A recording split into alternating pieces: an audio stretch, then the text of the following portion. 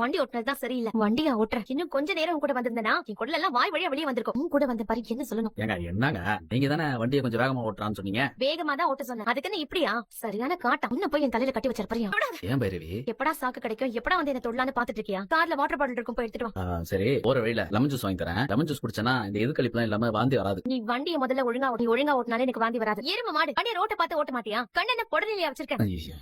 வண்டியை கொஞ்சம் நிப்பாட்டு. ஏன் பைரவி ஏதோ யானை பிளற மாதிரி சத்தம் கேக்குது. இங்கதான் பக்கத்துல எங்கேயோ யானை இருக்குன்னு நினைக்கிறேன். இங்க நிறுத்த வேணாம், போயிடலாம். ஐயோ ஒரு நிமிஷம் நிறுத்தேன். பைரவி ஏய் அட என்னடா இது நடுக்காட்டுக்குள்ள காரை விட்டு இறங்குறா. ஏய் பைரவி பைரவி என்ன பைரவி. எனக்கு யானை ரொம்ப பிடிக்கும். நான் போய் ஒரு தடவை பாத்துட்டு வந்துடுறேன். பைரவி நீ என்ன நினைச்ச, இது ஒண்ணும் கோவில் யானை கிடையாது, காட்டு யானை. காட்டுல மொத்தமா வர யானையோட ஒத்தையா வர யானை தான் ரொம்ப ஆபத்துன்னு சொல்லுவாங்க. நீ அங்க போவாத. உன்ன மாதிரி நம்பிக்கை துரோகியை விட அது ஒண்ணு மோசமானதா இருக்காது. நான் போய் பாத்துட்டு வந்துடுறேன். பைரவி என்ன நீ பாட்டுக்கு போய்கிட்டே இருக்க. இந்த பாரு நாளைக்கு உனக்கு ஏதாவது ஆச்சுன்னா எல்லாரும் என்னைய தானே கேள்வி கேட்பாங்க. கொஞ்சம் வாய மூடுறியா. நான் போய் யானையோட செல்ஃபி எடுத்துட்டு வரேன். எது? சொல்லிக்கிட்டு. செல்ஃபி எடுக்க போறியா? இந்த பாரு அதுகிட்ட மாட்டினா இதை உனக்கு குல்ஃபி ஆக்கிறோம். போகாத பைரவி. சொல்ல சொல்ல கேட்காம போய்கிட்டே இருக்கா. இவ போற வேகத்தை பார்த்தா பெருசா ஏதோ சம்பவம் நடக்க போகுது போலயே. பைரவி பைரவி ஏ நில்ல பைரவி. என் புள்ள உன்னை கடத்திட்டு போய் மலைக்கோவில வச்சு தாலி கட்டினான்னு எல்லாரையும் நம்ப வச்சு நிஜமாவே என் புள்ளைய உன் கழுத்துல தாலி கட்ட வச்சுட்டல.